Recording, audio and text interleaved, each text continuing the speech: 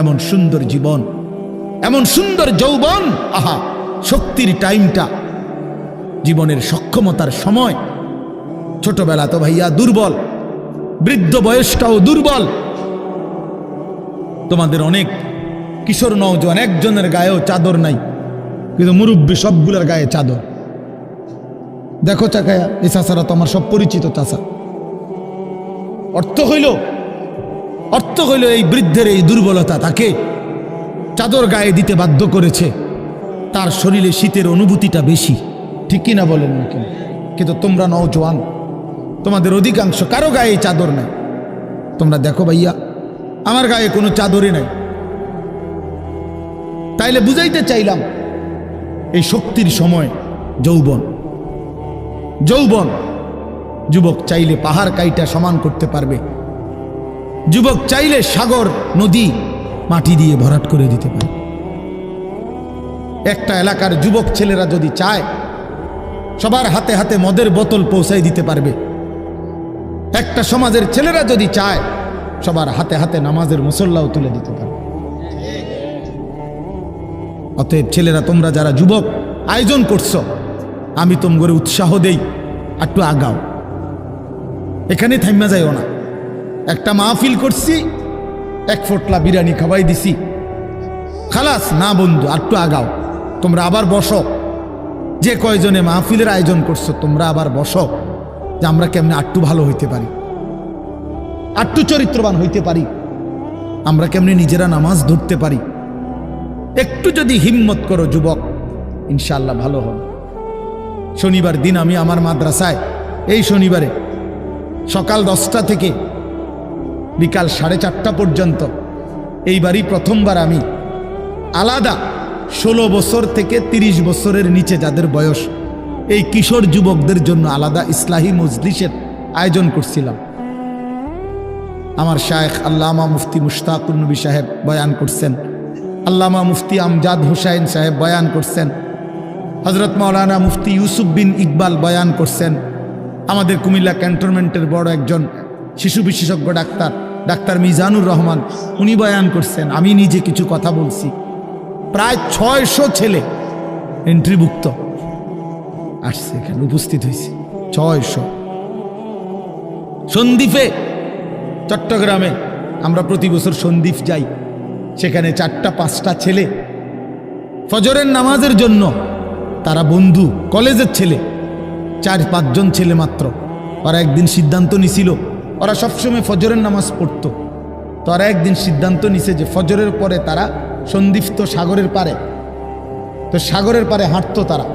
তো তারা একদিন সিদ্ধান্ত নিছিল আজ থেকে 1 বছর আগে, যে আমরা সকালবেলা না হাইটা চলো আমরা বন্ধুদেরকে ফজরের জন্য জাগাই, ফজরের ক্যাম্পেইন করি, ফজরের জন্য গণসংযোগ করি।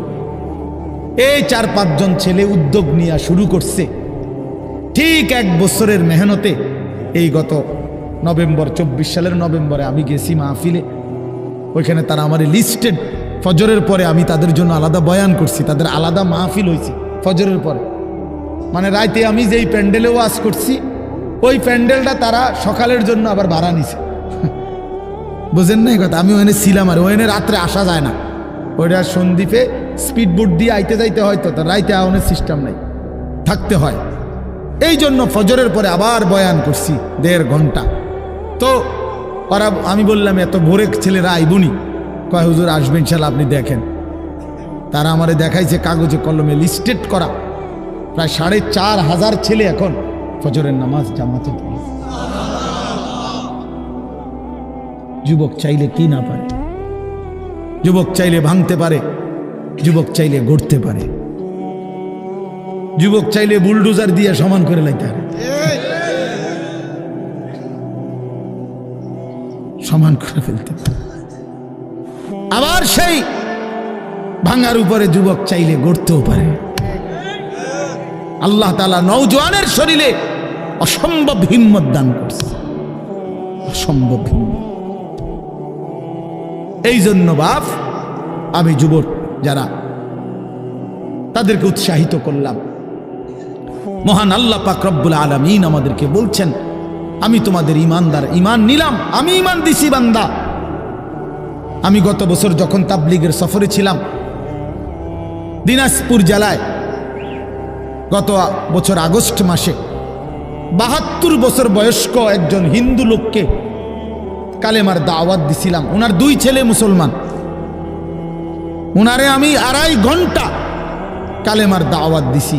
আমরা 3 জন আলেম মিলে কত অনুনয় বিনয় করছি, কাকুতি মিনতি করছি, কাঁদছি, চোখের পানি ফেলছি। একটা বার চাচা কালেমা পড়েন, আপনার ছেলে মুসলমান, ছেলের বউ মুসলমান, আপনার নাতি নাতনি সব মুসলমান, আপনি এখনো বসে আছেন কেন? আহা, এই ৭২ বছর হয়ে গেছে। বুড়া মিয়া কয় আমি ওটা বলবো না, পড়বো। বলে নাই। আমি আমার সাথীদের কাছে, আমার 26 জন সাথী নিয়ে চিল্লায় গেছি।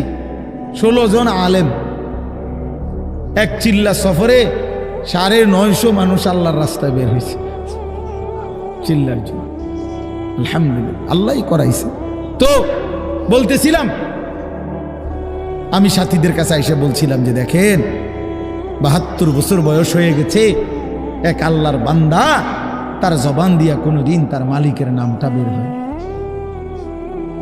আমারে আপনারে আল্লাহ তাআলা কত বড় তৌফিক দিছে যে আমরা কত হাজারবার, লক্ষবার কালেমা লা ইলাহা ইল্লাল্লাহ মুহাম্মাদুর রাসূলুল্লাহ এটা যে আমরা পড়তে পারি, পড়তে পারছি, এই সৌভাগ্যের কৃতজ্ঞতা কি? এটা যদি আল্লাহ আমগো জবান দিয়ে কোনোদিন না বলাইতো।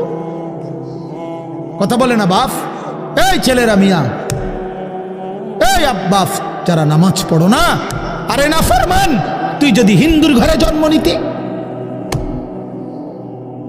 তুই যদি ইহুদির ঘরে জন্ম নিতে, তুই যদি খ্রিস্টানের ঘরে জন্ম নিতি, বেটা কি হতো জীবন যদি কোনোদিন কালেমার আহ্বান না শুনতা? তুমি তো মুসলমানের ঘরে জন্ম নিয়া এভাবে ইমানকে ফেলে দিলা। মুসলমানের ঘরে জন্ম নিয়ে এভাবে নামাজকে প্রত্যাখ্যান করলা। ছি ছি ছি ছি, তোমারে দেখে তো হিন্দুও হাসবে, তোমারে দেখে তো ইহুদিও হাসবে, তোমারে দেখে তো খ্রিস্টানও হাসবে, যে দেখছো হয় নাকি শ্রেষ্ঠ জাতি, ওদের ধর্ম নাকি শ্রেষ্ঠ ধর্ম, ওদের ধর্ম কোরআন নাকি শ্রেষ্ঠ কিতাব, ওদের শ্রেষ্ঠ ধর্ম ওদেরই পছন্দ হয় না, ওদের শ্রেষ্ঠ কিতাব ওরাই পড়তে পারে না। তো এটা কিসের শ্রেষ্ঠ? কথা বলেন না। তাহলে আমি তো আমার ধর্মের অপমান। কথা বলেন না, আমি আমার ধর্মের অপমান না, আমি আমার কোরআনের অপমান। এজন্য তোমরা যারা বেনামাজি ছেলে, তোমরা ধর্মের অপমান। তোমাদের যাদের চুল বেঈমানের মতো, তোমরা মুসলমান ধর্মের অপমান। তোমাদের কারণে আমার ধর্ম লজ্জিত, তোমাদের কারণে ধর্ম বেইজ্জতি হয়েছে। তোমরা ইসলামকে অপমানিত করলা, আল্লাহকে অপমানিত করলা, আমার নবীর শ্রেষ্ঠতম 23 বছরের আদর্শকে তোমরা অপমানিত করলা। এই অপমানের বিচার আল্লাহ করবে, মনে রাখো, ছেড়ে দিবে না বাপ। আল্লাহ কোরআনে বলছে, বান্দা আমি 1 সেকেন্ড ছাড়বো না, আমি হিসাব নিব। তুমি আমারে কি মনে করছো বান্দা? বাদুগা খাওয়াইছি দেখিয়া তুমি মনে করছো আমি মাতি না? হ্যাঁ, কিটা মনে করছো? এ পেশাব পায়খানার ভাত তুমি মনে করছো আমি কিছুই বলবো না, কিছুই বলবো না। তুমি জানো না ফেরাউনকে শোয়াইছে কে? তুমি জানো না কারুনকে শোয়াই দিছে কে? তুমি জানো না নমরুদ সাদ্দাতকে নিশ্চিহ্ন করে দিয়েছে কে? তুমি শোনো নাই? তুমি আন্দাজ করো নাই আমি আল্লাহ কেমন? এই পৃথিবীর কত অবাধ্য জাতিকে আমি আল্লাহ ধ্বংস করে দিয়েছি, শোনো নাই? কই, গোটা পৃথিবীর সমস্ত আধুনিক প্রযুক্তি থাকার পরেও তো বাবা আমেরিকার ওই বেঈমানরা, ক্যালিফোর্নিয়ার লস অ্যাঞ্জেলস তাদের একটি স্টেট আগুনে দাবানলে পুরে ছাই হয়ে গেছে। লক্ষ লক্ষ কোটি কোটি মিলিয়ন বিলিয়ন ডলারের এক এক বিল্ডিং। আপনারা মুরব্বীরা মিলিয়ন বিলিয়ন ডলার কি তাই বুঝতেন না? কয়টা আপনি 1 মিলিয়ন বিলিয়ন ডলার কত টাকা? কমপক্ষে 300 টাকার বেশি। মানে আপনি এটি বুঝতেন না, টেহাইনি এটান বুঝতেন না। কথা বুঝছেন কিনা?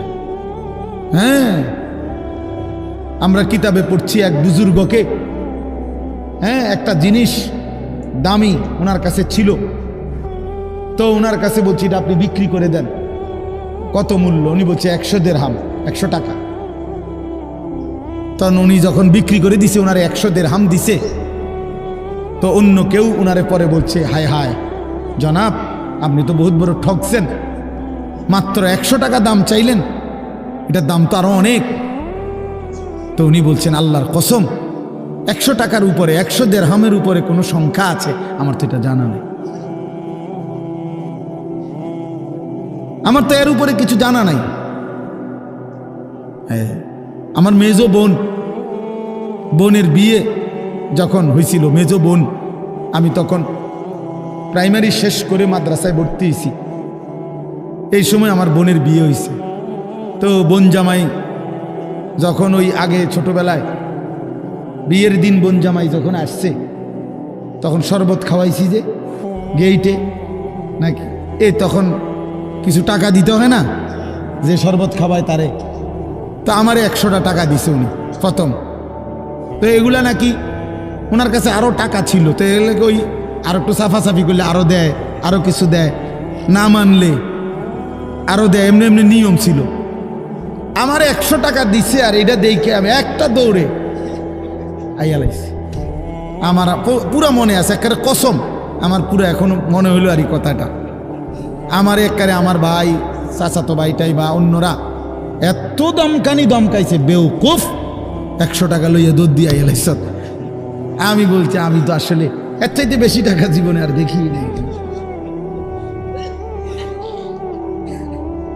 তো বলতে চাইলাম, হাজার হাজার কোটি কোটি মিলিয়ন ডলারের এই বাড়ি ভবন, এগুলো পৃথিবীর সর্বাধুনিক প্রযুক্তি দিয়ে, অত্যাধুনিক প্রযুক্তি থাকা সত্ত্বেও, আধুনিক সরঞ্জামাদি থাকার পরেও বাফ আল্লাহর দেওয়া আযাবে আগুনে যখন জ্বলছে, এই কয়দিন হইল, কোনো বেঈমানে 1 সেকেন্ডের জন্য আগুন নিভাইতে পারে নাই। 14,000 ফায়ার সার্ভিস কর্মী একসাথে আপনার পানি দিছে, আরো বাড়ে, আগুন আরো বাড়ছে। তার মানে বোঝা গেল, বাবা, পৃথিবীর কারো শক্তি মূলত কোনো শক্তি না, আল্লাহ শক্তির সামনে, আল্লাহর ফায়সালার সামনে। আল্লাহ যদি ভালো রাখে তাইলেই ভালো থাকা। হ্যাঁ, আপনার টাকা তো আছে 1000 কোটি টাকা, কিন্তু আপনার ফেডে অসুখ, আপনি টেহা দিয়ে কিনবেন। আপনার টাকা তো আছে লক্ষ কোটি টাকা, কিন্তু আপনার তো ডায়াবেটিস, আপনি কিনবেন টাকা দিয়ে, কি করবেন? আপনি 7 রাজার ধন হইলেও কি লাভ হবে আপনার? এই জন্য আমি অনুরোধ করছি, আমরা মুমিন, আল্লাহ আমাদেরকে বলছে এটাই কথা, সকলেই আল্লাহর কথা শুনবে এটা জরুরি না, এবং সবার সৌভাগ্য হবে এটাও জরুরি না। আসমানের ফয়সালা, আল্লাহ তাআলার ফয়সালা। আল্লাহর কথা বলতে পারা এটাও সৌভাগ্য, শুনতে পারা এটাও সৌভাগ্য, ইন্তেজাম করতে পারা এটাও সৌভাগ্য। যালিকা ফাদলুল্লাহি ইউতিহি মান ইয়াশা। আল্লাহ তাআলা বলছেন, এটা আল্লাহ তাআলার ফজল, অনুগ্রহ, দয়া, তিনি যাকে ইচ্ছে করেন দিয়ে থাকেন, তিনি যাকে ইচ্ছে। হযরতে বেলাল রাদিয়াল্লাহু তাআলা আনহু, ওনার বাড়ি মক্কা মদিনা না, অনেক দূরে, কিন্তু উনি মুসলমান হয়েছেন, সাহাবী হয়েছেন। হযরতে হুযাইফা, নবীজির সাহাবী, ওনার বাড়ি মক্কা মদিনা না, ইয়ামান, উনি মুসলমান হয়েছে, সাহাবী হয়েছে। হযরতে সালমান, ওনার বাড়ি মক্কা মদিনা না, ওনার বাড়ি ইরান, পারস্য, তো উনি সেখান থেকে আল্লাহ আনাইছে, উনি কালেমাওয়ালা হয়েছে। হযরত আবু হুরায়রা রাদিয়াল্লাহু তাআলা, বিখ্যাত সাহাবী, সবাই নাম জানে, আবু হুরায়রার নাম সবাই জানেন না? উনিও কিন্তু মক্কা মদিনার মানুষ না, উনি দাউস গোত্র, এটা অনেক দূরের, কিন্তু সেখান থেকে আল্লাহ ওনাকে আনাইয়া মুসলমান হয়েছেন, সাহাবী হয়েছেন। কিন্তু আবু জেহেল বাড়ির কাছে, আল্লাহর ঘর কাবার সবচেয়ে কাছে, সর্বপ্রথম বাড়ি যার কাবা ঘরের পরে আবু জেহেলের বাড়ি। জানেন এটা? আবু জাহেলের ঘরের আগে কারো ঘর নেই, কারো ঘর ছিল না। নবীজির ঘরও আরো পিছনে ছিল, সবার ঘর পিছনে। কাবা ঘরের সবচেয়ে নিকটতম প্রতিবেশী ছিল আবু জাহেল। তো কি হয়েছে এতে?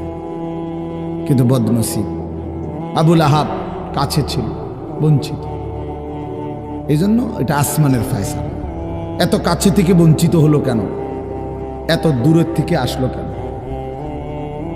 বুঝছেন না হিসাবটা? তাহলে মূলত ফয়সালাটা কার? ইউতিহি মান ইয়াশা। আল্লাহ বলছেন আমার অনুগ্রহ, আমার দয়া আমি যাকে ইচ্ছে করে দিয়ে থাকি, আমি যাকে ইচ্ছে করে দিয়ে থাকি। এই জন্য বললাম আর কি, আমি সবাই শুনতে পারবে, শুনবে এটা জরুরি না। আল্লাহ যাকে পছন্দ করে, ইচ্ছে করে, তাকে আল্লাহ তাআলা দ্বীনের বুঝ দান করে। হাদিসের মধ্যে আছে মাইয়ুরিদিল্লাহু বিহি খায়রান ইউফাক্কিহু ফিদ্দীন। আল্লাহ যার ভালো চান, কল্যাণ করতে চান, তাকেই আল্লাহ তাআলা দ্বীনের বুঝ দান করে, দ্বীনের বুঝ দান করে। নবীজি বলেন ইজা আরাদাল্লাহু বিআবদিন খায়রান ইস্তা'মালাহু। আল্লাহ যখন তার কোনো বান্দার ব্যাপারে ভালোর ফয়সালা করে, তো আল্লাহ তাআলা তাকে কাজে লাগান। সাহাবীরা জিজ্ঞেস করছে কিভাবে কাজে লাগায়? কাইফা ইস্তা'মিলুহু, হে আল্লাহ রাসূল, আল্লাহ তাকে কাজে লাগান কিভাবে? তো নবীজি বলেন ইউওয়াফিকুহু লিআমালিন ক্বাবলাল মাউত। আল্লাহ যাকে ভালো চান তাকে মৃত্যুর আগে আগে নেক আমল করার তৌফিক দান করেন। এটাই তারে কাজে লাগাইছে যে ঠিক আছে, তোমারই দিয়ে আমি আমার সিজদা দেওয়াবো, তোমারই দিয়ে আমি আমার ঘরের খেদমত নেব, তোমারই দিয়ে আমি আমার কোরআনের খেদমত নেব। আল্লাহ তাকে আমলের তৌফিক দিয়ে থাকেন। তাইলে এই জন্য বললাম, এটা সব সময় মনে রাখবে, আল্লাহর দেওয়া তৌফিক ছাড়া বান্দা নামাজ পড়তে পারে না। বাত আল্লাহ সবাইকে খাওয়ায়, সেজদা আল্লাহ সবাইকে দিয়ে দেওয়ায় না। দুনিয়ার প্রয়োজন আল্লাহ সকলের প্রয়োজন পূরণ করে। জন্তু জানোয়ার, কুকুর বিড়াল, সাপ বিচ্ছু, কাফের মুশরিক বেঈমান নাস্তিক মুরতাদ, এদের সকলের দুনিয়াবি প্রয়োজন আল্লাহ পূরণ করে। এই খানা পিনা, পেশাব পায়খানা, হ্যাঁ জরুরত, এগুলো তো আল্লাহ তাআলা জন্তু জানোয়ারেরও পূরণ করে। কিন্তু সেজদা, আল্লাহর গোলামি, আল্লাহর ইবাদত সবাইকে দিয়ে আল্লাহ করায় না। আল্লাহ যাকে পছন্দ করে, ইচ্ছে করে, তাকেই আল্লাহ তাআলা তার দ্বীনের জন্য কাজে লাগায়, আল্লাহর ইবাদতের তৌফিক দান করে। এই জন্য এটা সবসময় মনে রাখতে হবে। নবী সাল্লাল্লাহু আলাইহি ওয়াসাল্লাম দোয়া করতেন যে আল্লাহ আমার ইবাদত, আপনার ইবাদত সুন্দরভাবে করার জন্য আপনি আমারে সাহায্য করেন। আপনি সাহায্য না করলে হবে না, আপনি তৌফিক না দিলে হবে না। আল্লাহুম্মা লা মানিআ লিমা আ'তাইত। আপনি দিলে বাধা দিবে কে? আপনি না দিলে দিবে কে? আপনাকে বাদ দিয়ে কারো কোনো চেষ্টায় কি লাভ হবে? কোনো লাভ হবে। এই জন্য এটা অনেক বড় ইহসান, আল্লাহ তাআলার দয়া। আল্লাহ যাকে পছন্দ করে, ইচ্ছে করে, দয়া করেন, আল্লাহর ইচ্ছা হয় আল্লাহ তাকে কোরআন পড়তে দেয়, দ্বীন মানতে দেয়, আল্লাহকে সেজদা করতে দেয়। আর এমনি বাকিদেরকে আল্লাহ খাওয়ায় পড়ায়, এটা একটা কমন ব্যাপার। আল্লাহ তাআলা বলছেন আমি অনুগত অবাধ্য সবাইকেই খাওয়াই। কাফের মুশরিক বেঈমান কারো রিজিক দুনিয়াবি আমি আটকাই না। এই জন্য আল্লাহ তাআলা ফেরাউনকেও রিজিক দিছে, মুসা নবীকেও রিজিক দিছে না? নমরুদকেও রিজিক দিছে, ইব্রাহিম আলাইহিস সালামকেও রিজিক দিছে। আল্লাহ তাআলা আবু জেহেল, আবু লাহাবকেও রিজিক দিছে, নবী সাল্লাল্লাহু আলাইহি ওয়াসাল্লামকেও রিজিক দিছে। তাহলে দুনিয়ার প্রয়োজন সকলের পূরণ করছে, সকলের। কিন্তু আখিরাত সমান না, আখিরাত ভিন্ন। আখিরাত শুধুই ঈমানদারের। পরকালের সুখ শান্তি নিয়ামত শুধুই ঈমানদারের, শুধুই সেজদাওয়ালার। কোরআন শরীফে আছে আল্লাহ তাআলা বলবে কুলু ওয়াশরাবু হানিআম বিমা কুনতুম তা'মালুন।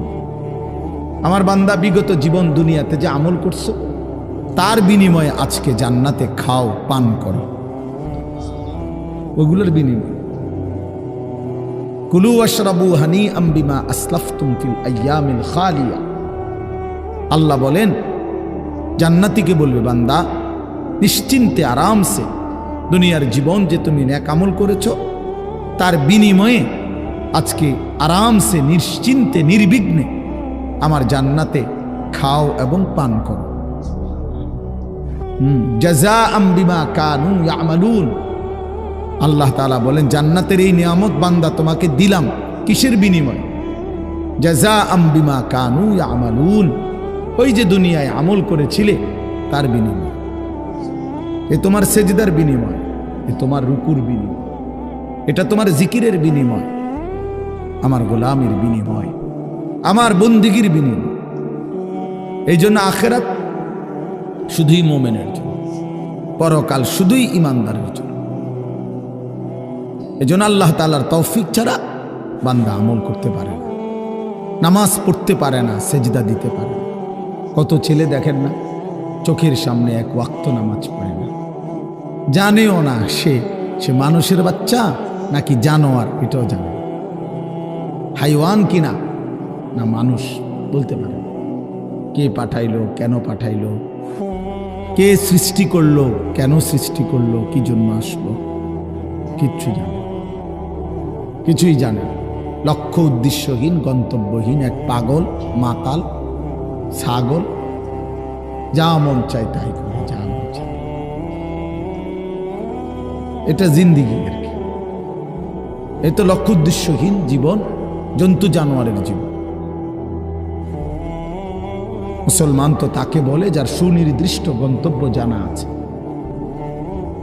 ইমানদারের গন্তব্য জানা আছে যে আমার গন্তব্য কোথায়, আমার এটা হায়াত, এরপরে আমার মৃত্যু, কবর, এরপরে আমার হাসরের মাঠ, এরপরে আমার মিজান হিসাব, এরপরে আমার ফুলসেরাত, এরপরে আমার জান্নাত। আমার টার্গেট জানা আছে, আমার গন্তব্য জানা আছে। আমি থামবো সেদিন, জান্নাতে যাব যেদিন। আমার টেনশন দূর হবে সেদিন, আমি জান্নাতে ঢুকবো যেদিন। ওয়াকালুল হামদুলিল্লাহিল্লাযী আযহাবা আন্নাল হাযান।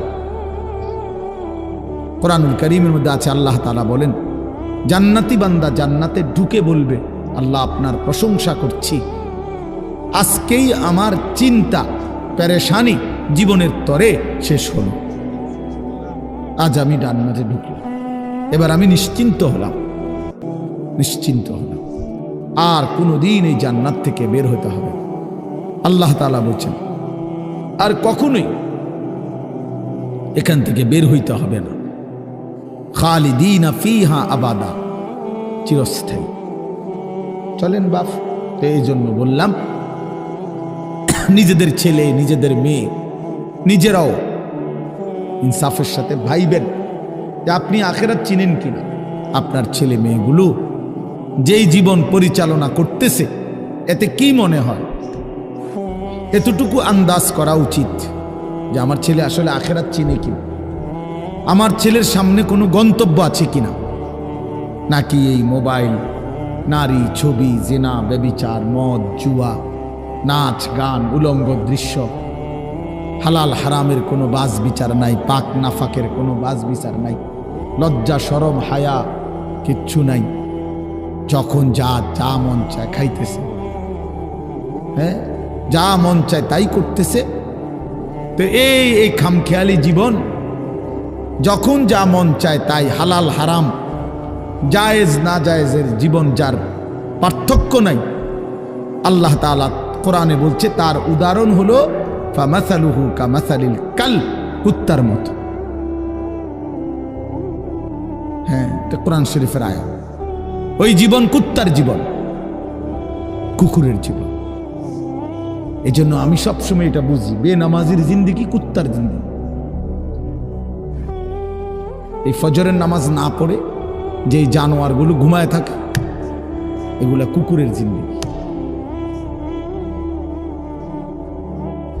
খালাস। এই সুদখোরগুলো যে জিন্দেগি কাটায়, এগুলো কুকুরের জিন্দেগি। এই হারামখোরগুলো যে জীবন কাটায় এটা জানোয়ারের জীবন। কোরআন শরীফের আয়াত এটা। ওয়াত্তাবাআ হাওয়াহু ফামাসালুহু কামাসালিল কালব।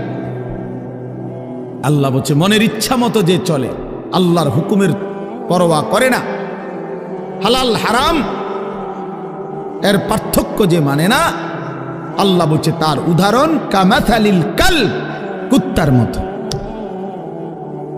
কুকুরের মতো। ইন তাহমিল আলাইহি ইয়ালহাস আও তাতরুকহু ইয়ালহাস।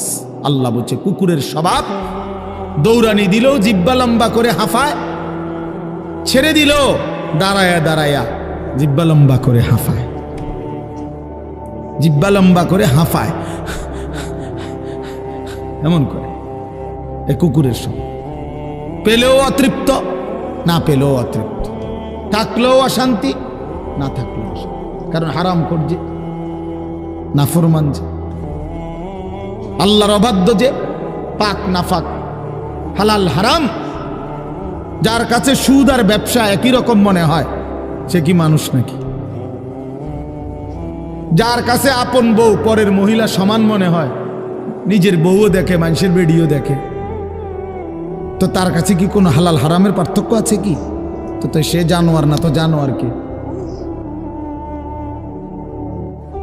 সে জানোয়ার না তো জানোয়ারটা কে? তাইলে বলে ইনসাফের কথা বলে, নাহলে বিচারে কর কি কয়।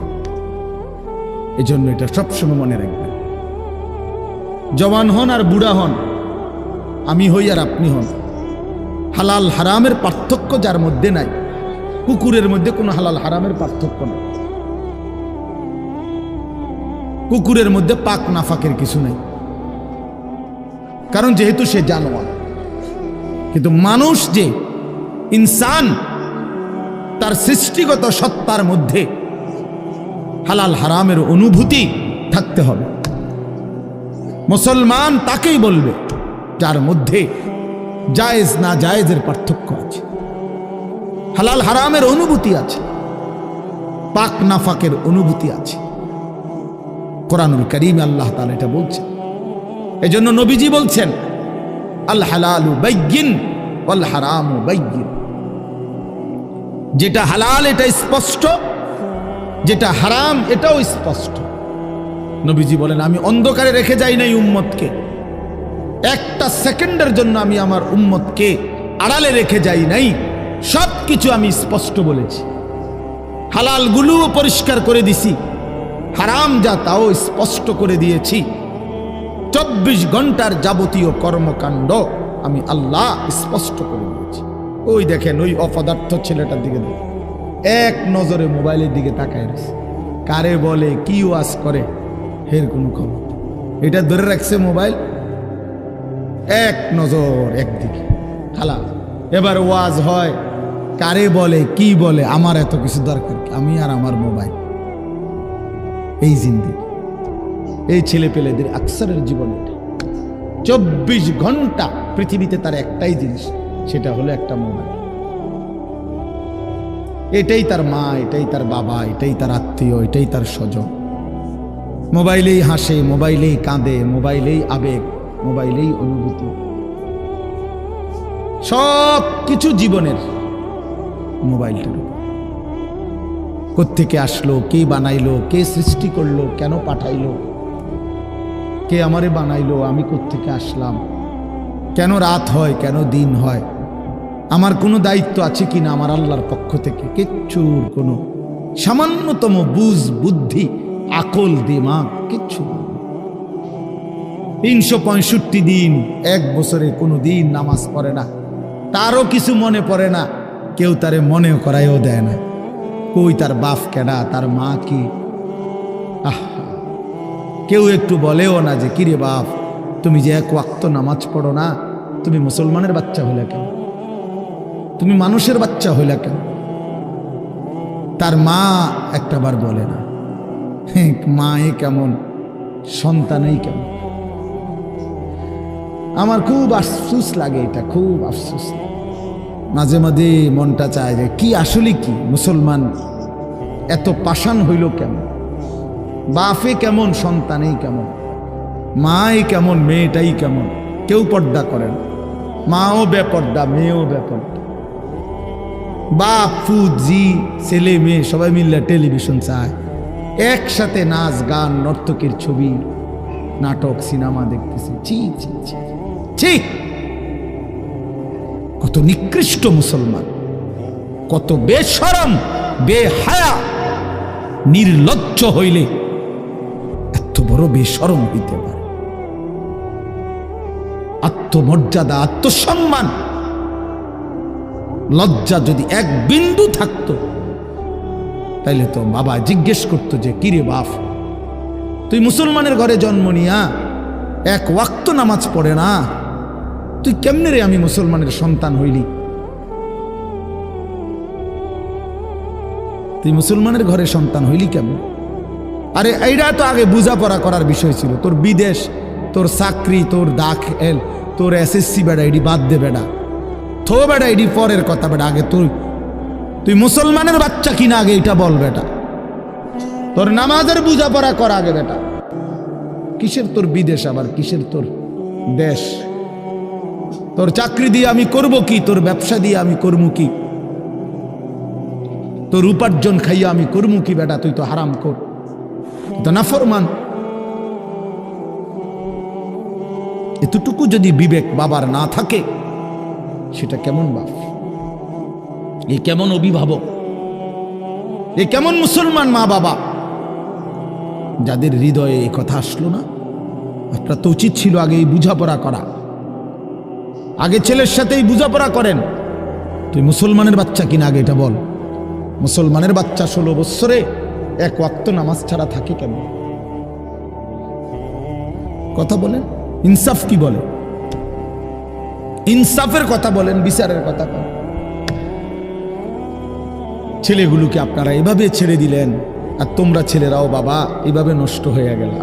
অনাদরে, অবহেলায় এমন সুন্দর জীবন, এমন সুন্দর যৌবন, শরীর স্বাস্থ্য সব শেষ করে দিলাম। একবারও মনে পড়লো না তোমারও তো শেষ আছে বাপ। রাত যেমন ভোর হয়, দিন যেমন রাত হয়, তোমারও হায়াতও একদিন শেষ হয়। প্রতি ঘন্টা, মিনিট, সেকেন্ড যায় মানে তোমার হায়াত যায়, আমার হায়াত যায়, ঠিক না? তো আল্লাহ আমাদেরকে বুঝ দান করেন। এজন্য বাপ আমরা ভাবা উচিত, আমাদের এটা ফিকির করা উচিত। ছোটরাও, বড়রাও, মাঝ বয়সীরাও, এত লাগাম ছাড়া মানুষ হয় না। মুসলমানের জীবন এত বড় জন্তু জানোয়ারের মতো হওয়ার কথা না বাবা। হ্যাঁ, গুনাহ হইতে পারে, গুনাহ আমারও আছে, আপনাদেরও আছে, গুনাহ হইতে পারে, হবে। সেটা হলো হুঁচট খাওয়া। মানে চলার পথে আমি 10 কিলো পথ হাঁটলাম, আমি 30 কিলো পথ গেছি এক জায়গা থেকে আরেক জায়গায়।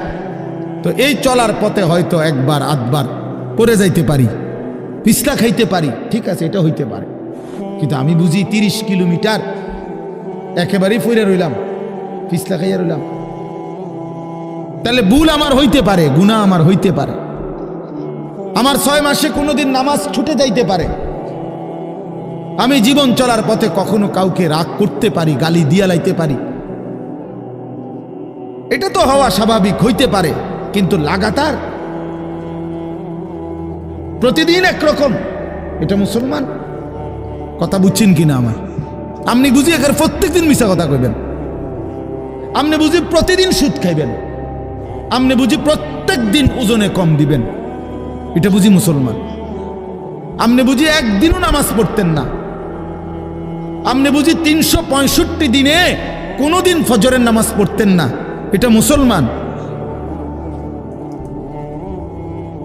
তো এটা তো হুচট খাওয়া না, এটা তো গাদ্দারি, এটা তো ইচ্ছা করে ঠান্ডা মাথায় ধীরে সুস্থে ভেবে চিনতে আল্লাহর সাথে গাদ্দারি করতেছে, আল্লাহরে বুড়া আঙ্গুল দেখাইতেছে যে দেখো কইলা কেন সেজদা দিতাম না, চাই কিতা করতাম।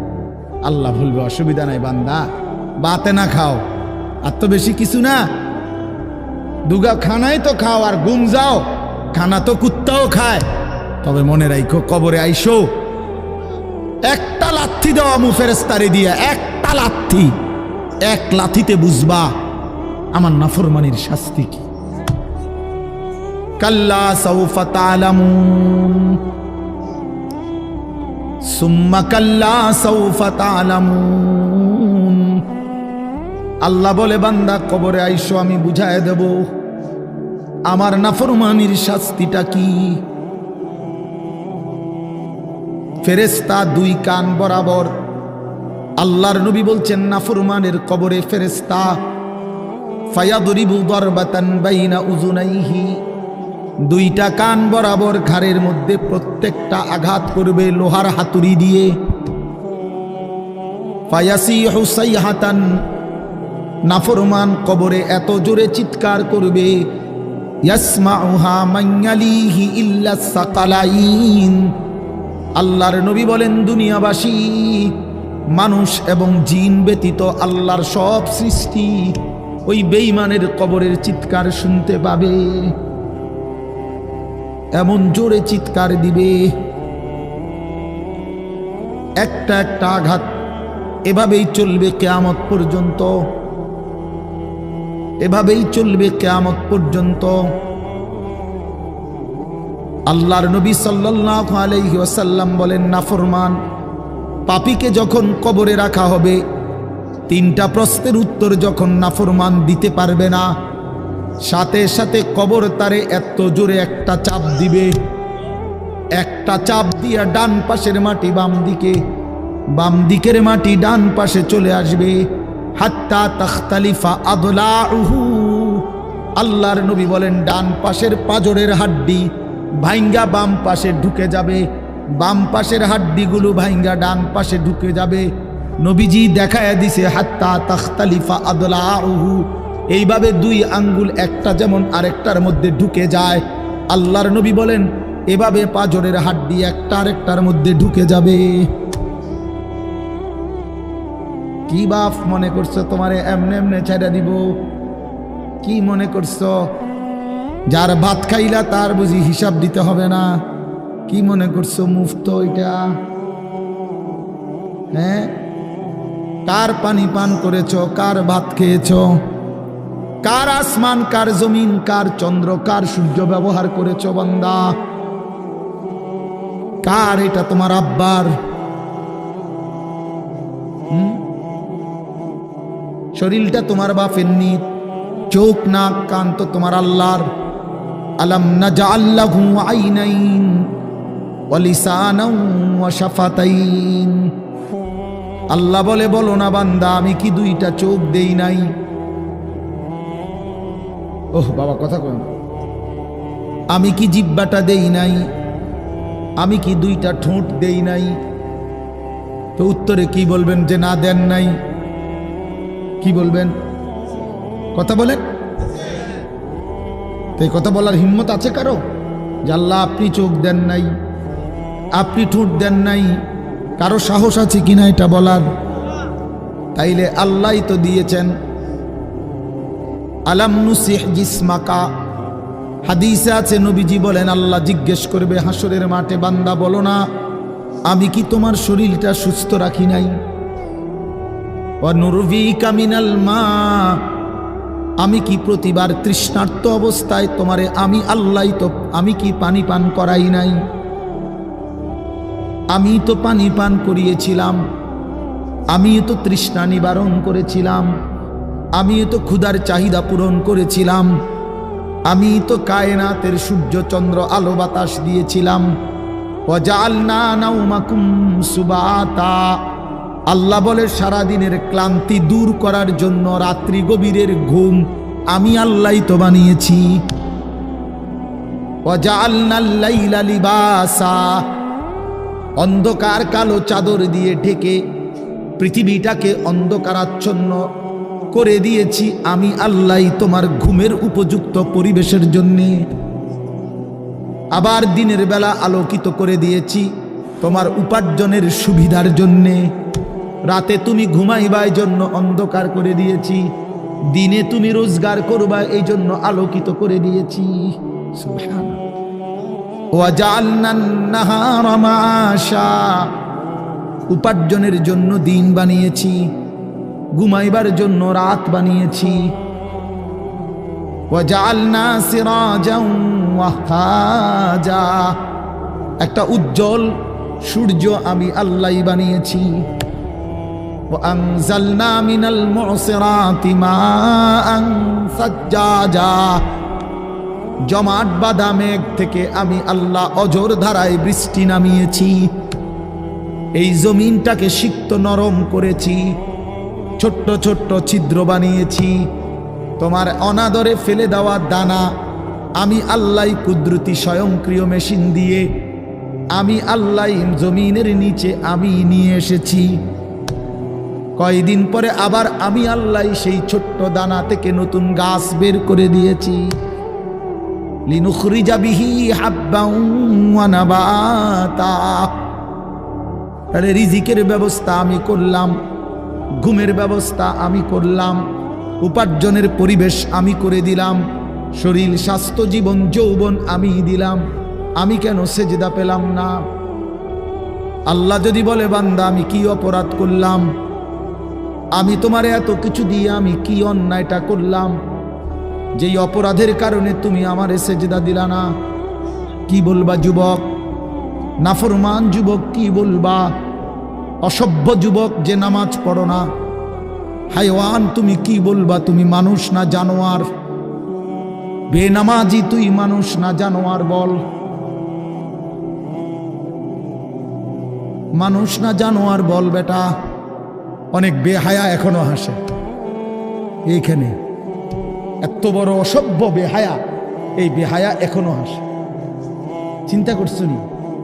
হ্যাঁ, এত বড়, এত নির্লজ্জ, এত বড় অসভ্য যে এখনো হাসে। অর্থ হলো আমারই কয়, বুঝেন নাই? বুঝতেছে সে আমারই কয়। আহ আহ, আমার মনে হয় কুকুররে কইলে কুকুর মাথা নামাইলে। আহা, আমাদের সন্তানদের হালাত কত নাজুক, চিন্তা করে দেখে। মুসলিম সমাজে বসবাস করে, বাপ মুসলমান, মা মুসলমান, চারিদিকে মসজিদ, চারিদিকে মাদ্রাসা, কত দাড়িওয়ালা, টুপিওয়ালা, পাঞ্জাবিওয়ালা। প্রতিদিন মসজিদের মিনারা থেকে উচ্চ কণ্ঠে মাইকের হর্ন দিয়ে আজান হইতেছে। এত বেশি মাইক, হর্ন, মসজিদ, মাদ্রাসার পরিবেশের মাঝখানে থাইকাও এটা কত বড় গাদ্দার, কত বড় গাদ্দারা নাফরমান।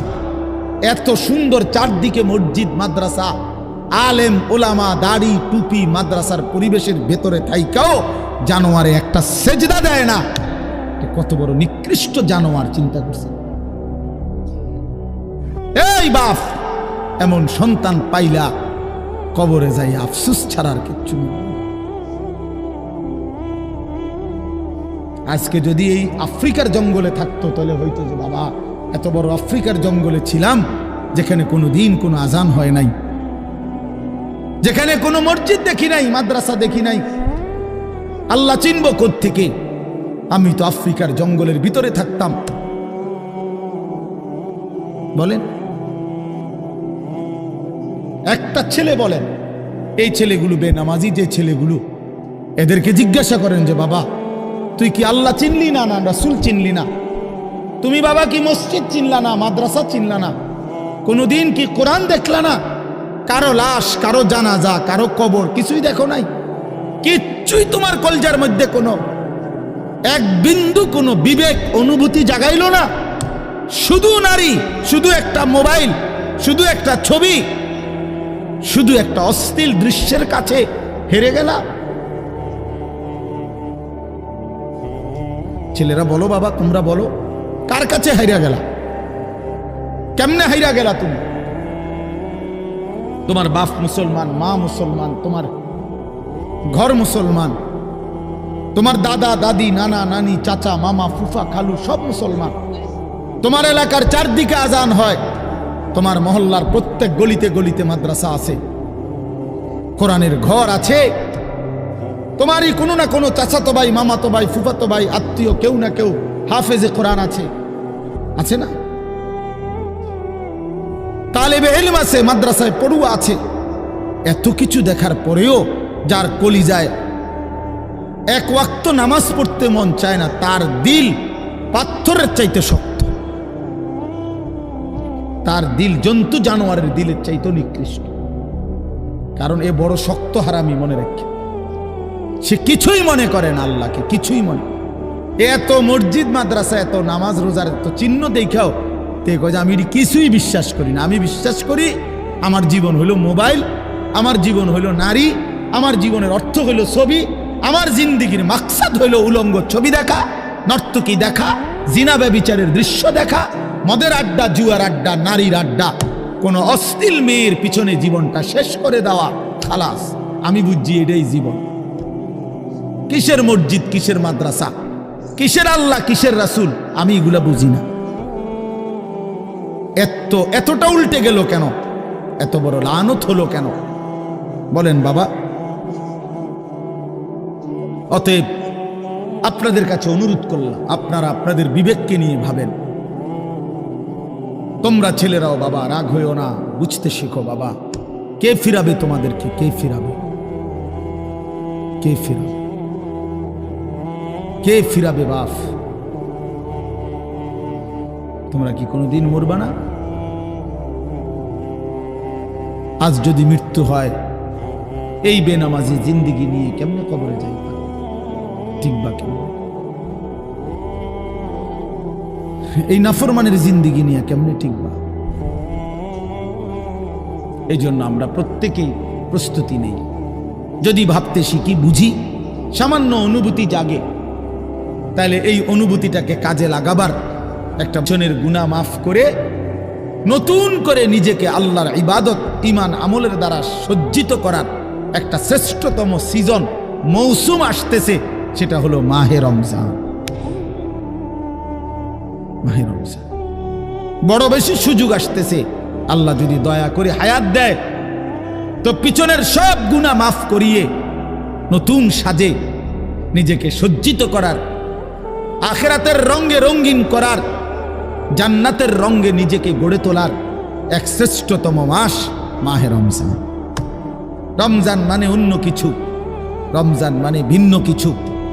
রমজান মাসে মানে নিজেকে বদলানোর মাস, রমজান মানে নিজেকে পরিবর্তনের মাস, রমজান মানে নিজেকে আখিরাতের রঙে রঙিন করার মাস, রমজান মানে আল্লাহ তাআলার মহব্বতে, রাসূলুল্লাহ সাল্লাল্লাহু আলাইহি ওয়াসাল্লামের মহব্বতে ডুবে যাওয়ার মাস।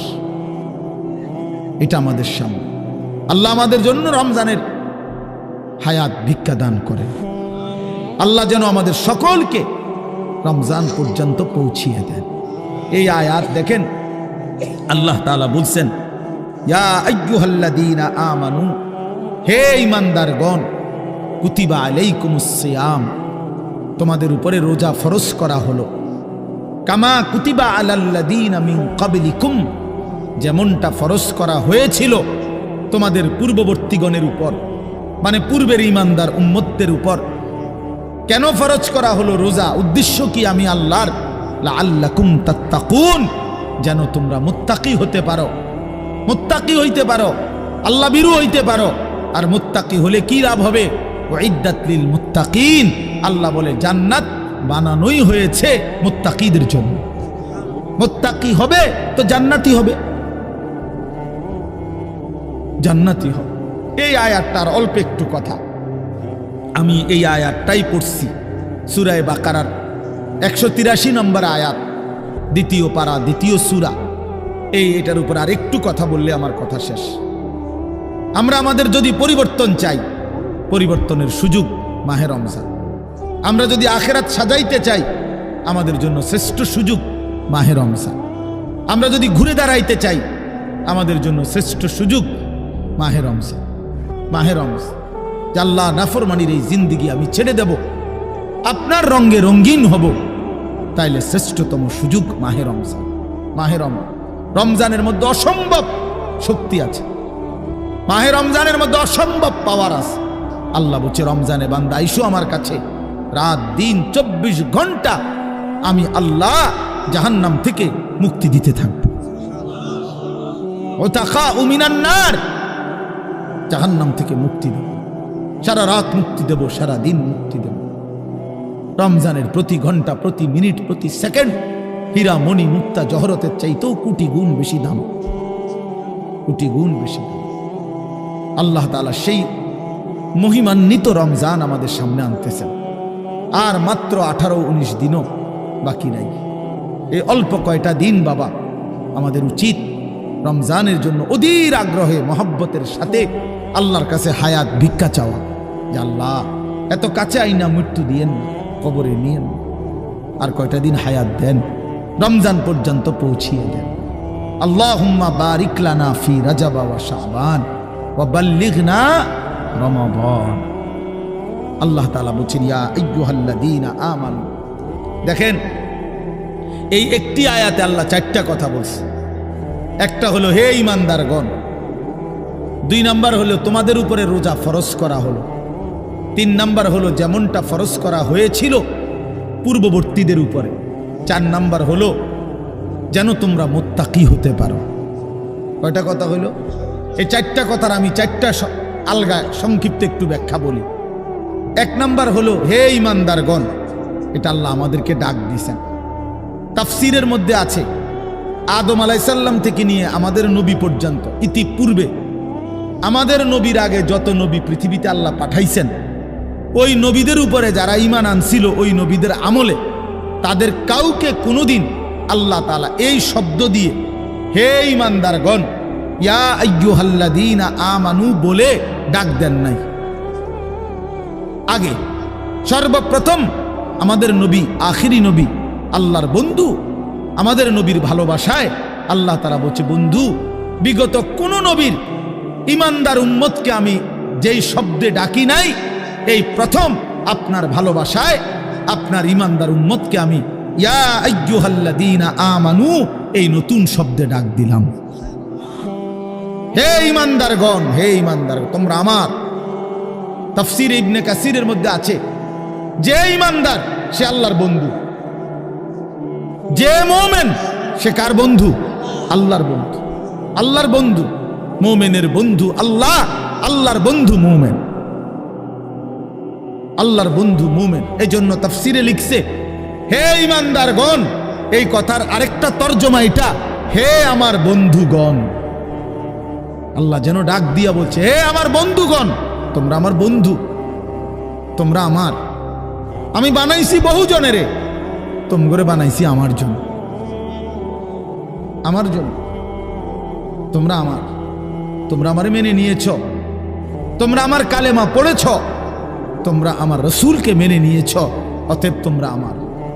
তোমাদের কালেমা লা ইলাহা ইল্লাল্লাহ মুহাম্মাদুর রাসূলুল্লাহ, এটা আমি গ্রহণ করলাম, গ্রহণ করে আমি নিলাম, এই জন্যই আমি তোমাদেরকে ডাক দিলাম। তুমি বলছো আমি এনে ভর্তি হমু, ওই যে আমারে মোহাম্মদে বলছে, তার ছোট ভাই হাফেজ মুশাররফ কয়, আমার আজকে বললো যে হুজুর ভর্তি করামু আপনার মাদ্রাসায়, তো কি কোন সময় আমু, ফরম নিয়ম কানুন কি? আমি এত কথা তোমার দরকার কি, হাতে ভর্তি হইব সারছে তো আর কি। তার মানে আমি বলতে চাইছি, তারে কি বুঝাইলাম, তোমার এত নিয়ম কানুনের দরকার কি, আমি তারে নিলাম, খালাস, আমি ভর্তি নিলাম। তাইলে অর্থ হইল আল্লাহ তাআলা বলছেন, বান্দা তোমার কালেমা আমি নিলাম,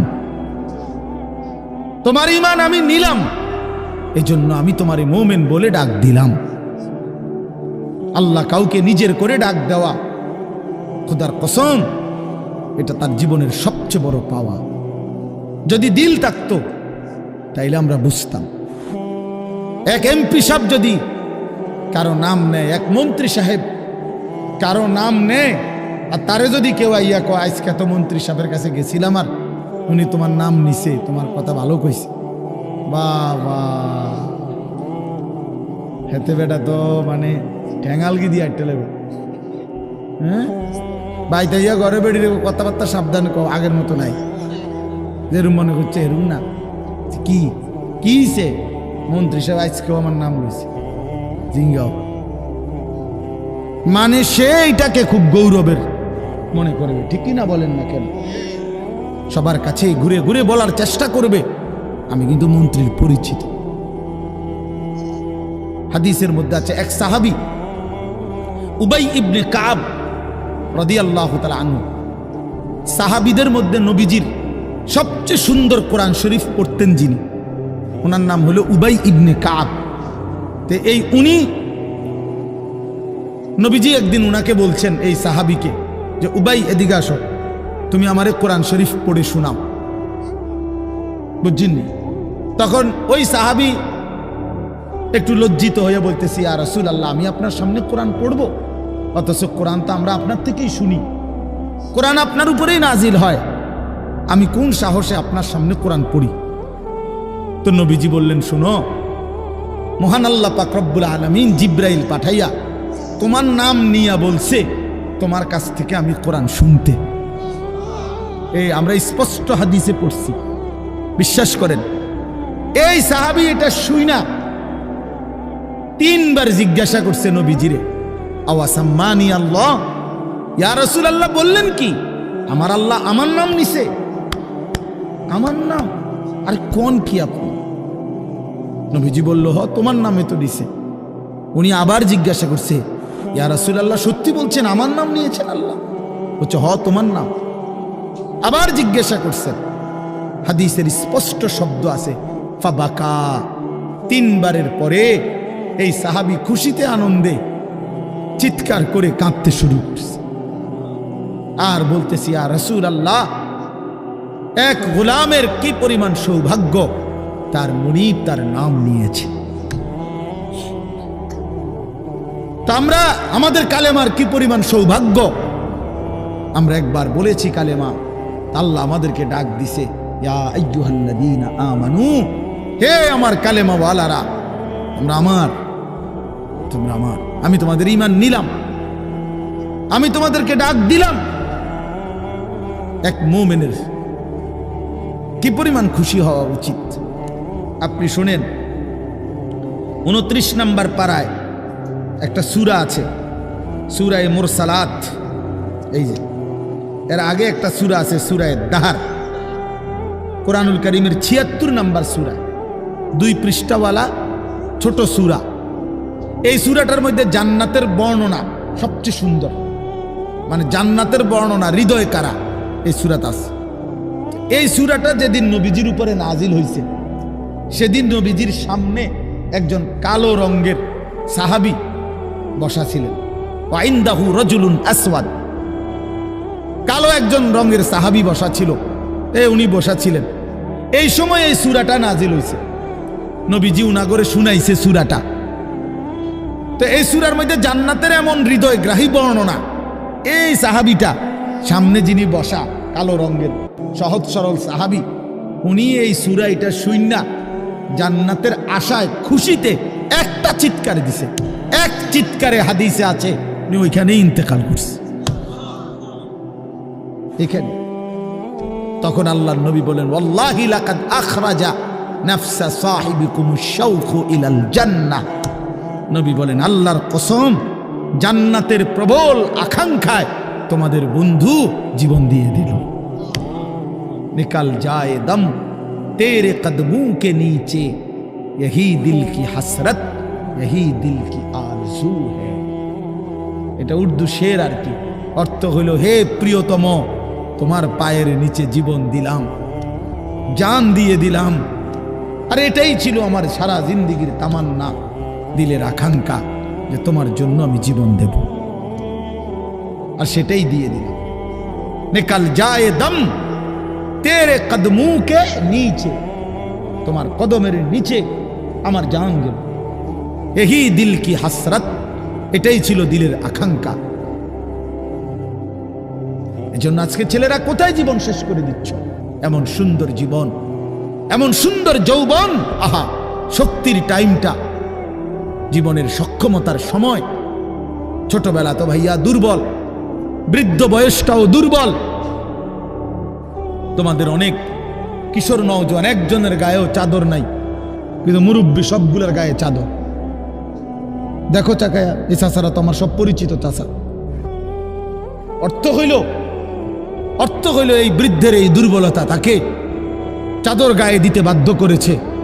তার শরীরে শীতের অনুভূতিটা বেশি, ঠিক কিনা বলেন না কেন? কিন্তু তোমরা নওজোয়ান, তোমাদের অধিকাংশ কারো গায়ে চাদর নাই। তোমরা দেখো ভাইয়া, আমার গায়ে কোনো চাদরই নাই। তাইলে বুঝাইতে চাইলাম এই শক্তির সময় যৌবন। যুবক চাইলে পাহাড় কাইটা সমান করতে পারবে। যুবক চাইলে সাগর নদী মাটি দিয়ে ভরাট করে দিতে পারে। একটা এলাকার যুবক ছেলেরা যদি চায়, সবার হাতে হাতে মদের বোতল পৌঁছাই দিতে পারবে। একটা সমাজের ছেলেরা যদি চায়, সবার হাতে হাতে নামাজের মুসল্লাও তুলে দিতে পারবে। অতএব ছেলেরা, তোমরা যারা যুবক আয়োজন করছো, আমি তোমাদের উৎসাহ দেই, একটু আগাও। এখানে থাইমা যাইও না। একটা মাহফিল করছি, এক ফোটলা বিরিয়ানি খাওয়াই দিছি, খালাস না বন্ধু, একটু আগাও। তোমরা আবার বসো, যে কয়জনে মাহফিলের আয়োজন করছো তোমরা আবার বসো, যে আমরা কেমনে একটু ভালো হইতে পারি, একটু চরিত্রবান হইতে পারি, আমরা কেমনে নিজেরা নামাজ ধরতে পারি। একটু যদি হিম্মত করো যুবক, ইনশাআল্লাহ ভালো হবে।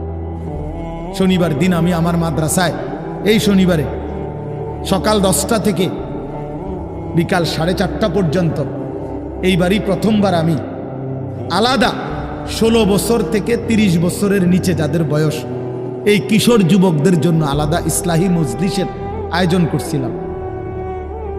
আমার শায়েখ আল্লামা মুফতি মুশতাকুর নবী সাহেব বয়ান করছেন, আল্লামা মুফতি আমজাদ হুসাইন সাহেব বয়ান করছেন, হজরত মাওলানা মুফতি ইউসুফ বিন ইকবাল বয়ান করছেন, আমাদের কুমিল্লা ক্যান্টনমেন্টের বড় একজন শিশু বিশেষজ্ঞ ডাক্তার মিজানুর রহমান উনি বয়ান করছেন, আমি নিজে কিছু কথা বলছি।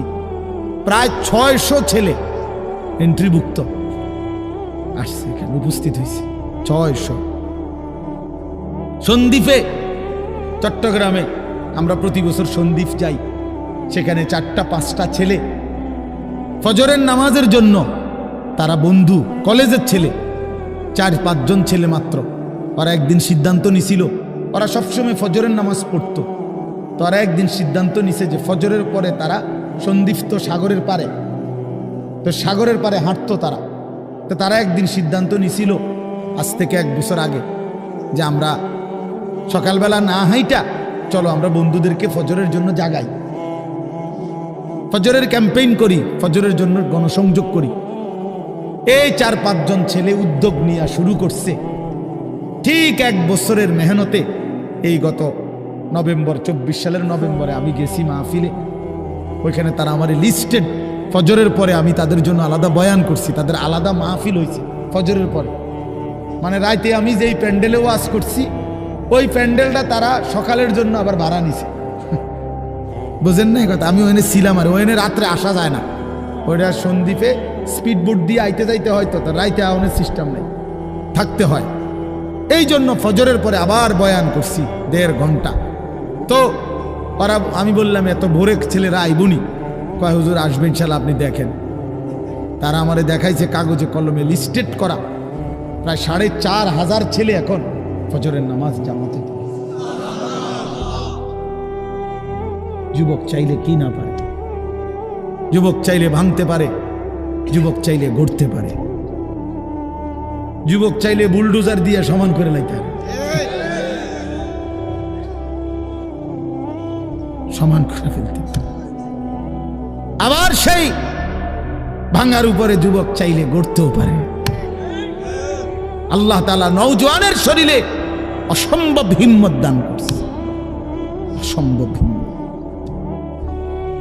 এই জন্য বাপ, আমি যুবক যারা, তাদেরকে উৎসাহিত করলাম।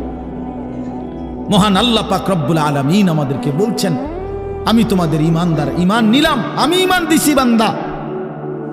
আমি গত বছর যখন তাবলীগের সফরে ছিলাম দিনাজপুর জেলায়, গত বছর আগস্ট মাসে 72 বছর বয়স্ক একজন হিন্দু লোককে কালেমার দাওয়াত দিছিলাম। ওনার 2 ছেলে মুসলমান, ওনারে আমি 2.5 ঘন্টা কালেমার দাওয়াত দিছি আমরা তিনজন আলেম মিলে, কত অনুনয় বিনয় করছি, কাকুতি মিনতি করছি, কাঁদছি, চোখের পানি ফেলছি। একটা বার চাচা কালেমা পড়েন, আপনার ছেলে মুসলমান, ছেলের বউ মুসলমান, আপনার নাতি নাতনি সব মুসলমান, আপনি এখনো বসে আছেন কেন? আহা, এই ৭২ বছর হয়ে গেছে।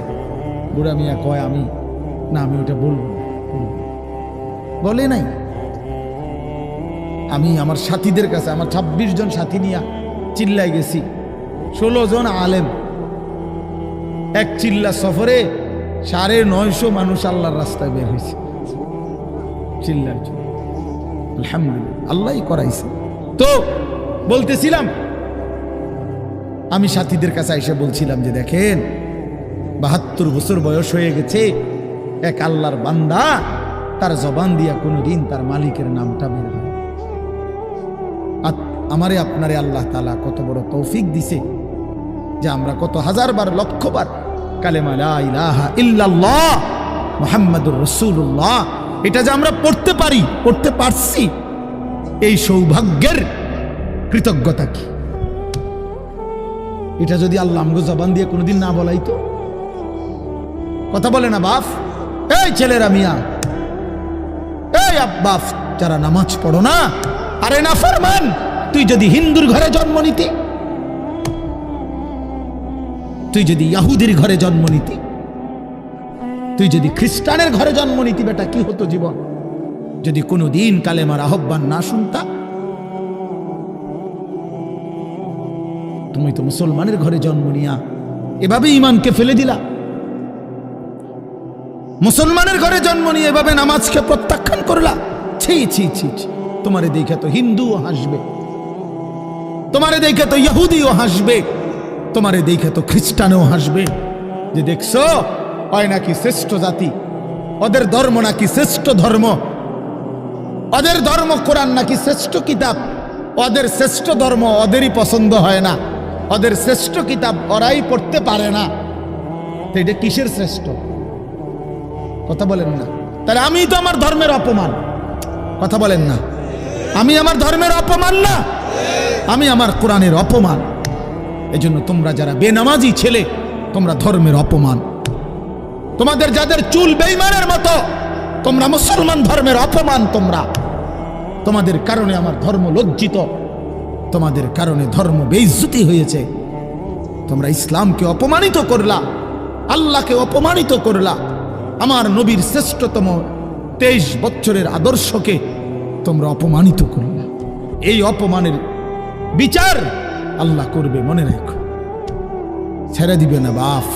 আল্লাহ কোরআনে বলছে, বান্দা আমি 1 সেকেন্ড ছাড়বো না, আমি হিসাব নিব। তুমি আমারে কি মনে করছো বান্দা? বাদুগা খাওয়াইছি দেখিয়া তুমি মনে করছো আমি মাতি না? হ্যাঁ, কিটা মনে করছো? এ পেশাব পায়খানার ভাত তুমি মনে করছো আমি কিছুই বলবো না, কিছুই বলবো না। তুমি জানো না ফেরাউনকে শোয়াইছে কে? তুমি জানো না কারুনকে শোয়াই দিছে কে? তুমি জানো না নমরুদ সাদ্দাতকে নিশ্চিহ্ন করে দিয়েছে কে? তুমি শোনো নাই? তুমি আন্দাজ করো নাই আমি আল্লাহ কেমন?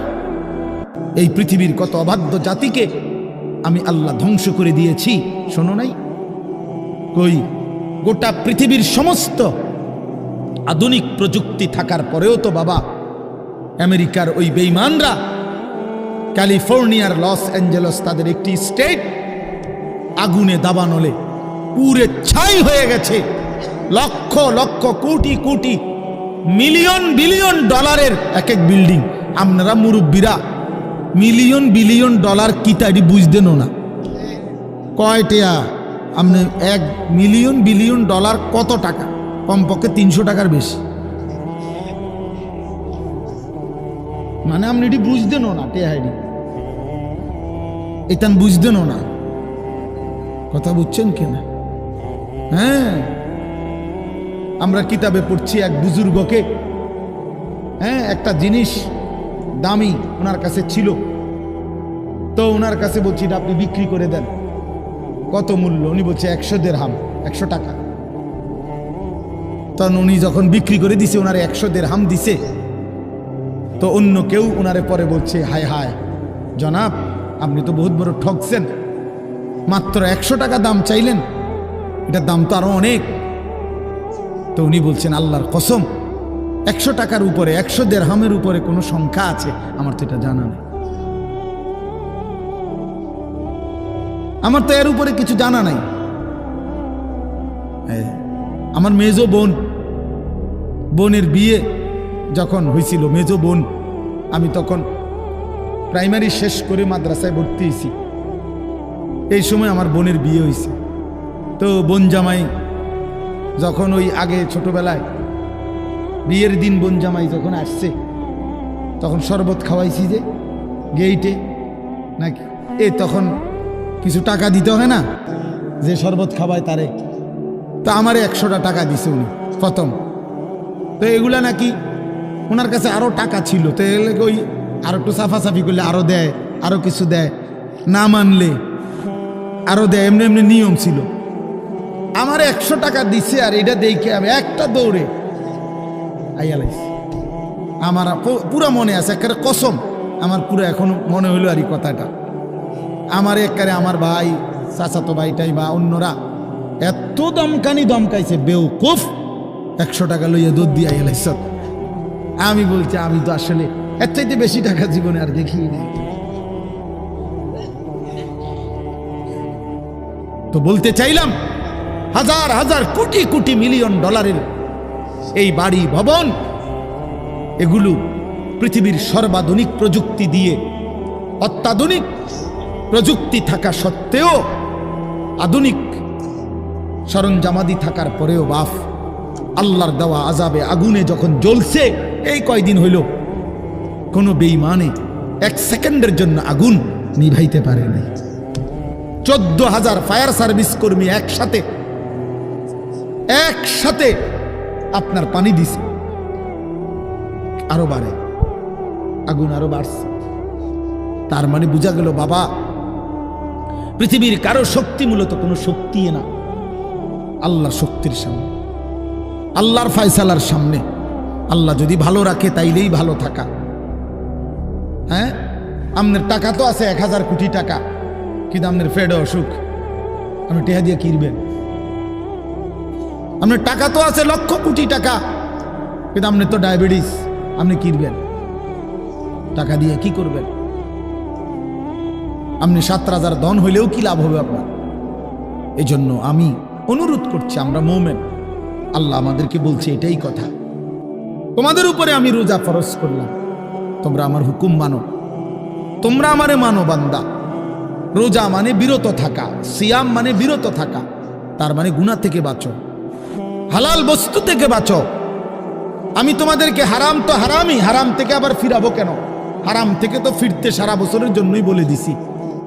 তো আমি রমজান মাসে তোমাদের 3টি হালাল খাবার হালাল ছিল, পানি হালাল ছিল, হালাল স্ত্রী হালাল ছিল।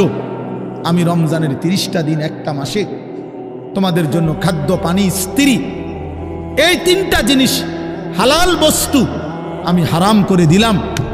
যেন আমি বুঝাইতে চাইলাম যে দেখো, আমি আল্লাহ যেখানে হালালটাও হারাম করে দিলাম, সেখানে হারামটার প্রতি আমি আল্লাহর কি পরিমাণ ঘৃণা।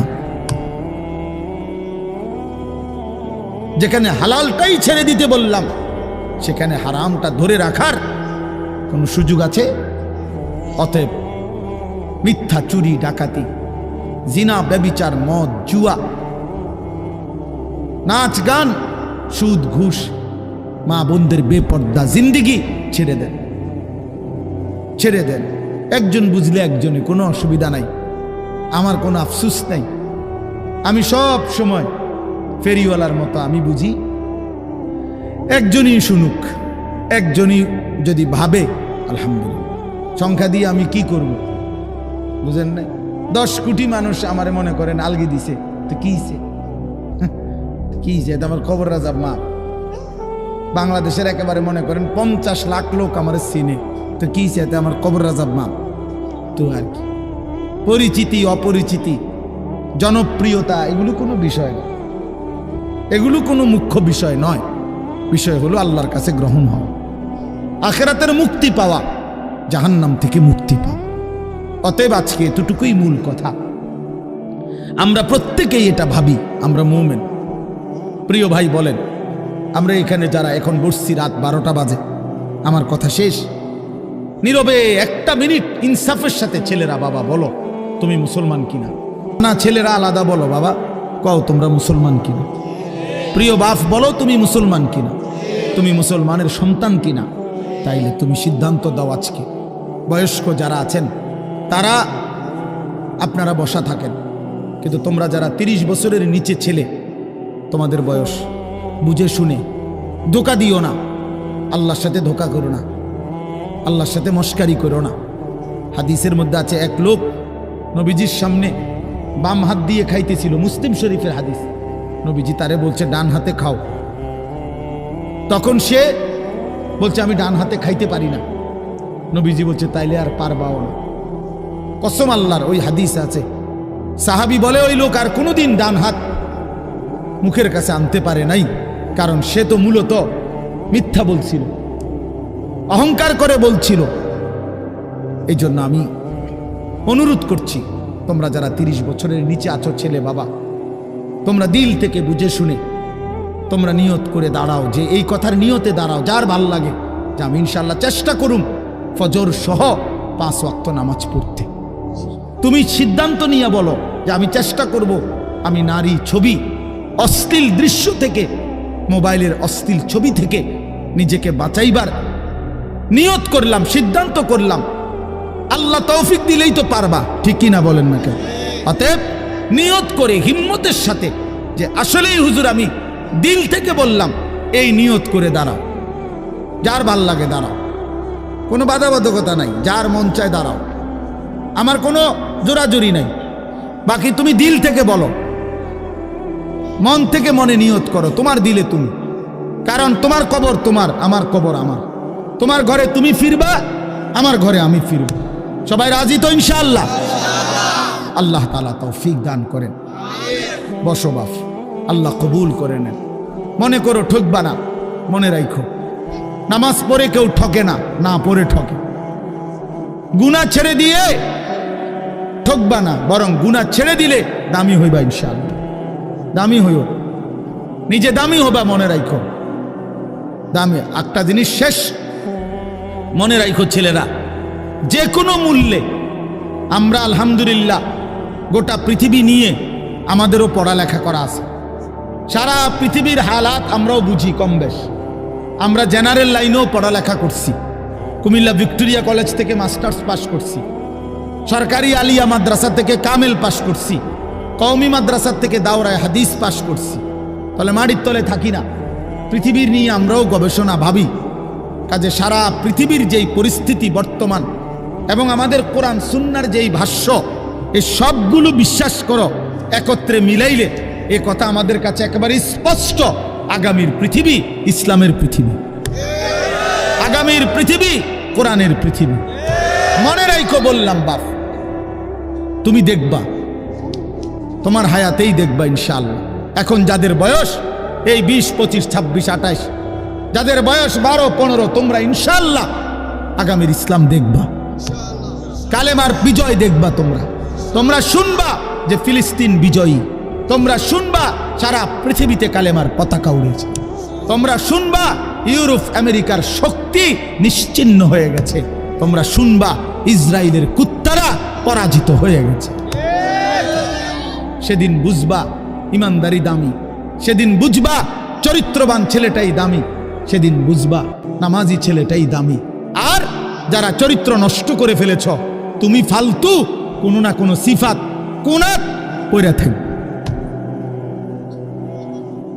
এই জন্য আমরা দয়া করি ইনশাআল্লাহ প্রত্যেকেই আমরা ইনশাআল্লাহ নামাজ পড়বো তো ইনশাআল্লাহ। ভালো হও, চরিত্রবান হও, নিজের জীবন গঠন করো।